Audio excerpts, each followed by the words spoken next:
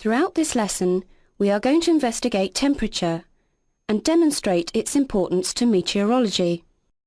Temperature is defined as a measure of how hot or cold a substance is. Temperature can be measured on a variety of scales using many different instruments. The two most common scales we use to measure the temperature of a substance are Celsius and Fahrenheit. The Kelvin scale is rarely used in general aviation meteorology, but you may see it in scientific formulae. However, Celsius is the scale we use throughout the CD-ROM where appropriate. You may be required to convert from one temperature scale to another. To convert Fahrenheit into Celsius, simply minus 32 from the Fahrenheit value and then divide it by 1.8. To convert Celsius to Fahrenheit, simply multiply the Celsius value by 1.8 and add 32.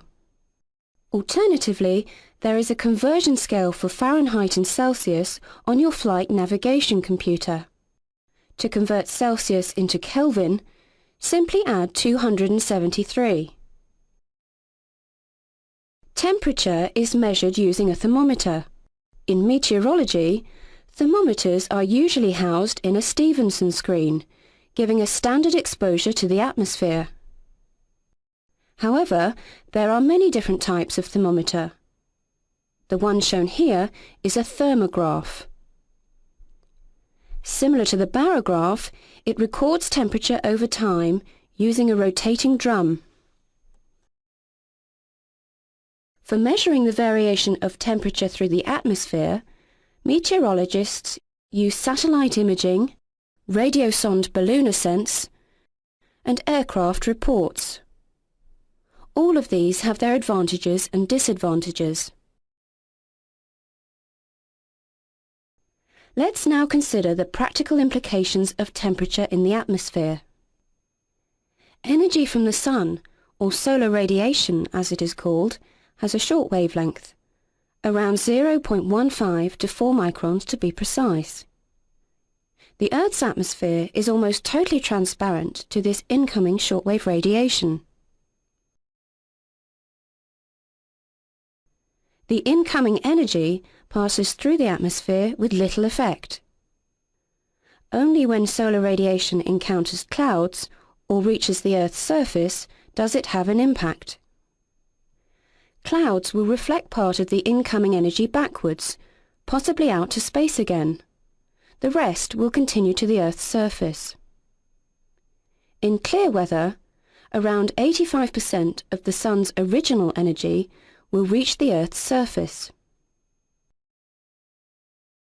Looking at the right-hand side of the diagram, we can see that some of the radiation is reflected and not absorbed by the Earth. If the surface has a high reflective factor, or albedo, such as snow or ice, a large part of the energy is reflected back up through the atmosphere. The darker the surface, the more of the sun's energy the surface absorbs, and is said to have a low albedo. Here we see different surfaces in order of reflectivity, highest at the top, lowest at the bottom. At the surface of the Earth, the sun's energy has its greatest effect. Here we see a simple close-up view of the process. Incoming shortwave solar radiation, or insolation as it is also known, leads to some evaporative processes of water and ice, but most energy is used in heating the surface on which it falls. The energy that is absorbed is then available to heat the Earth's atmosphere by other processes. The Earth continually radiates energy that it has previously absorbed. It is a relatively long-wave radiation, between 4 and 80 microns. The radiation that is emitted warms the air above the Earth's surface. Apart from the ozone layer high in the atmosphere, which we shall look at later, this is the only source of heat energy for the atmosphere, and explains why temperature falls with height. Hence, the atmosphere is primarily heated from below, not from above. The Earth is the atmosphere's main energy source, not the Sun. So what happens to this energy as it is emitted from the Earth's surface? How does it heat the atmosphere? The most important process is where two of the constituents of the atmosphere, water vapour and carbon dioxide, absorb this long-wave radiation from the Earth. This then acts as a heat reservoir for the atmosphere, warming it up. This is the process called the greenhouse effect, and without it, the Earth would cool dramatically. There are other means by which heat is redistributed through the atmosphere. These are conduction, convection, advection, and latent heat release. Let's take a look at these in turn. Conduction is the simple process whereby heat is transferred from one body to another with which it is in contact. This diagram is a simple representation of the temperature change with height through the atmosphere. Notice the lowest layers, which are in direct contact with the Earth, are the warmest. If we look at a typical situation just after sunrise, this is how the temperature profile may look. Throughout the day, as the Earth's surface heats up, it warms the air in contact with it. Only the lowest layers of the atmosphere respond to this heating by conduction. At night, the Earth's surface temperature falls, since there is no incoming solar radiation.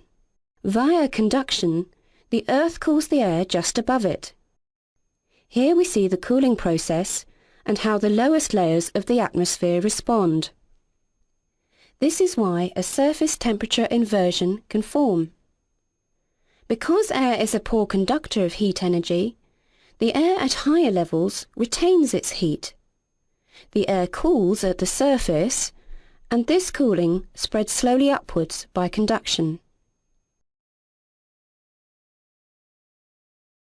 The next process we are going to consider is convection.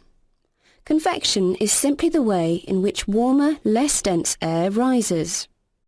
Cooler, more dense air will tend to sink, replacing the rising pockets of warmer air. We see this effect on many days when cumulus cloud forms. This process transfers heat energy up into the atmosphere and is most effective the more active the convection. In fact, with deep cumulonimbus clouds, some heat energy is taken right up to the tropopause. We saw this effect demonstrated very well in the pressure systems lesson when we discussed small-scale depressions. Advection is the horizontal movement of air into another region. The nature of advection may be warm or cold, and can occur at any height within the atmosphere. Nevertheless, it has an impact on the heat distribution of the atmosphere. Here we see examples of warm and cold advection. Finally, let's take a look at latent heat processes. Latent heat has a major impact on the heat distribution of the atmosphere. Here we see water vapour having been evaporated from a moist or wet ground surface. As air rises, perhaps due to convection, the air cools. It may eventually form clouds as the water vapour condenses. This change of state from gas to liquid releases latent heat, which warms the atmosphere around it. Note, however, that downdrafts associated with heavy rain will drag high-altitude cooler air towards the surface, cooling the surface layers. So, we have established that the Sun primarily heats the Earth's surface, which then, by various processes, heats the atmosphere from below. We stated that this is the reason the temperature generally falls with increasing height.